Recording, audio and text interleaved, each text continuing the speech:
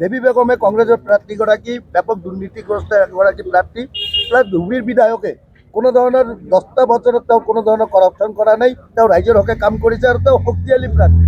তেওঁৰ কাৰণে আপোনাৰ ফেক্টৰ হ'ব নেকি নজৰুলক? শুনক, মই আপোনাৰ কথাত ক'ব বিচাৰিছোঁ, কাৰণ ক'ব বিচৰা নাছিলোঁ। ব্যক্তিগত কথা কোৱাটো ঠিক নহয়। ময়ো এটা দলৰ প্ৰাৰ্থী, তেখেতেও এটা দলৰ প্ৰাৰ্থী, আৰু তেখেতে আমাৰ সমষ্টিৰ সন্মানীয় বিধায়ক আছিল, তেখেতক মই সন্মান জনাওঁ। কিন্তু এটা কথা, আপুনি যিটো কথা মোক কৈছে, মই দুৰ্নীতি কৰিছোঁ, মই পঞ্চায়তৰ প্ৰতিনিধিহে আছিলোঁ, তেখেতে আমাৰ সমষ্টিৰ সন্মানীয় বিধায়ক আছিল। মইতো ভাবোঁ তেখেতে ব্যৰ্থ বিধায়ক। তেখেতে কিয় ধৰিব পৰা নাই? দুৰ্নীতি উদঙাই দিব লাগিছিল, আজি মই ফিল্ডত যাব নোৱাৰিলোঁ হয়। তেখেতে কিয় কৰা নাই? তেখেতৰ দক্ষ নাই, তেখেতৰ সেইটো ক্ষমতা নাই।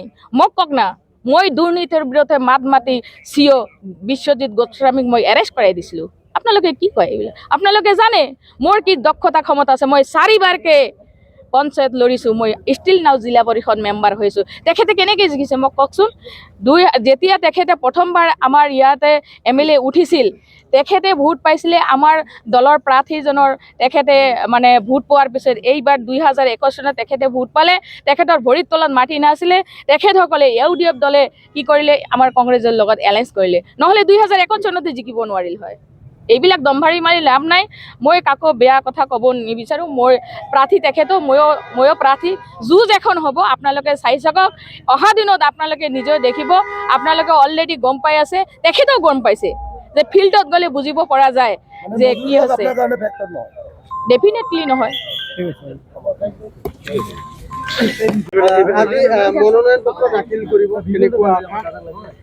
হয়, আজি মই মনোনয়ন পত্ৰ দাখিল কৰিবলৈ ধুবুৰী সমষ্টিবাসী ৰাইজৰ পৰা দোৱা আৰু আশীৰ্বাদ লৈ মই আজি জিলা উপায়ুক্তৰ কাৰ্যালয়ত আজি মই মনোনয়ন পত্ৰ দাখিল কৰিবলৈ আহিছোঁ। এই ক্ষেত্ৰত আপোনালোকৰ সকলোৰে দোৱা আৰু আমাৰ ধুবুৰী সমষ্টিবাসী ৰাইজৰ সকলোৰে দোৱা আৰু আশীৰ্বাদ কামনা কৰিছোঁ।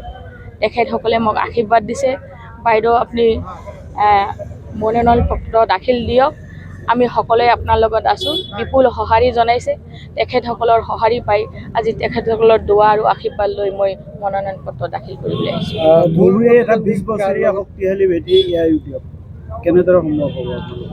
হয়, আপোনালোকে জানে যে যিকোনো এটা নতুন বস্তুৰ প্ৰতি মানুহৰ আকৰ্ষণ থাকে, ঠিক তেনেদৰে UDF দল বহুত কথা ধৰ্মৰ আৱেগিক কৰি মানুহবিলাকৰ পৰা ভোট লৈছিলে, কিন্তু মানুহ এতিয়া বুজিব পাৰিছে যে এই দলটো আৱেগিক কৰি ভোট লোৱাৰ পিছত ৰাইজৰ কোনো কাম কৰা নাই। সেইকাৰণে এতিয়া মানুহ বুজিব পাৰি এই 20টা বছৰ পিছত এইবাৰ ৰাইজে কেনেকৈ থিৰাং হৈছে। আপোনালোকে নিজে জানে, ছ'চিয়েল মিডিয়া আপোনালোকে গাঁৱে ভূঞে গৈ আছে, ৰাইজে থিৰাং কৰিছে। অলৰেডি খালি ভোটৰ দিনটোৰ কাৰণে অপেক্ষা কৰি আছে। সকলোৱে এইবাৰ অসমত যে এটা বাতাবৰণৰ সৃষ্টি হৈছে, এটা যে জোৱাৰ উঠিছে, আপাৰ অসমৰ পৰা আৰম্ভ কৰি একদম লয়াৰ অসম পৰ্যন্ত, যিটো আমাৰ সন্মানীয় সভাপতি গৌৰৱ গগৈ মহোদয়ৰ নেতৃত্বত যি অৰ্গেনাইজেশ্যন, যি আশা, যি ভৰসা, সকলো ৰাইজ, জাতি ধৰ্ম ভাষা নিৰ্বিশেষে সকলোৱে এইবাৰ এইটোৱে মনত বান্ধি লৈছে যে 2026 চনত পৰিৱৰ্তন লাগে, অসমত কংগ্ৰেছৰ চৰকাৰ হ'ব, আমাৰ গৌৰৱ গগৈ মহোদয় চিফ মিনিষ্টাৰ হ'ব। আপুনি যেতিয়া দলৰ পৰা টিকেট লাভ কৰিছিল, নিৰ্বাচনত চিপৰাং মাৰাৰ তেনেকুৱা কিবা সম্ভাৱনা নাই? এইটো কোনো চিপৰাং নহয়, কাৰণ শুনক, চবৰে এটা পচন্দনীয় প্ৰাৰ্থী থাকে। সেই পচন্দনীয় প্ৰাৰ্থীজনে টিকট নোপোৱাৰ কাৰণে তেখেতসকলে আৱেগিক হৈছিল। যিটো কথা তেখেতসকলে কৈছে, তেখেতসকলে নিজে নিজে মৰ্মাহিত। মই তেখেতসকলৰ লগত গৈছিলোঁ, কথা পাতিছোঁ। আমাৰ দলত কোনো বিসম্বাদী নাই। আপোনালোকে আজি চাব, মোৰ লগত যিখিনি এছপিৰেণ্ট কেণ্ডিডেট আছিলে, আমাৰ ইয়াতে DCC প্ৰেছিডেণ্ট আছে, সকলোৱে একেলগে থাকি আমি আজি মনোনয়ন পত্ৰ দাখিল কৰিলোঁ। মূল প্ৰতিদ্বন্দ্বী কাৰ লগত? মই ভাবোঁ মোৰ লগত কাৰো মূল প্ৰতিদ্বন্দ্বিতা নহয়, কাৰণ BJPতো আমাৰ ইয়াতে কোনো অস্তিত্ব নাই। এইকাৰণে নাই, যিহেতু আপোনালোকে দেখিব পাৰিছে এইটো আমাৰ মাইনৰিটি অধ্যুষিত সমষ্টি হয়। কাৰণ অসমত BJP চৰকাৰে বাৰম্বাৰ কৈ আহিছে যে সবকা সাথ সবকা বিকাশ। তো সবকা সাথ সবকা বিকাশ এটা মাইনৰিটি মানুহক BJP দলে টিকট দিয়া নাই। গতিকে ইয়াতে BJPৰ কোনো কথা নাই। ইয়াতে UDF দল আপোনালোকে কৈছে তাৰ লগত প্ৰতিদ্বন্দ্বিতা হ'ব, যুঁজ হ'ব। মই দুবাৰকৈ নজৰুল হক মহোদয় ইয়াৰে বিধায়ক, সন্মানীয় বিধায়ক, তেখেতৰ লগত মই দুবাৰকৈ জিলা পৰিষদ মেম্বাৰ মই খেলি জিকি আহিছোঁ। মই যুঁজ কৰিয়ে আহিছোঁ। মই ভাবোঁ মোৰ লগত কাৰো যুঁজ নহয়। যোৱা পঞ্চায়ত নিৰ্বাচনত আপোনালোকে জিলা পৰিষদ গঠনৰ ক্ষেত্ৰত কংগ্ৰেছে কিন্তু বিমুখ কৰিছে, কাৰণ UDFৰ পক্ষত থিয় দিছে।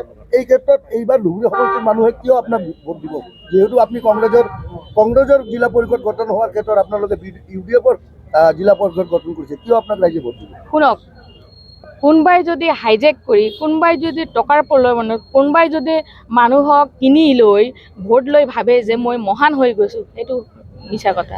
কাৰণ পঞ্চায়তৰ প্ৰতিনিধি কিনি মানে হাইজেক কৰি মানে তেখেতসকলক লৈ যে পঞ্চায়ত গঠন কৰিছে, AP মেম্বাৰ লৈ আঞ্চলিক পঞ্চায়ত গঠন কৰিছে, জিলা পৰিষদ গঠন কৰিছে, মহান হোৱা নাই।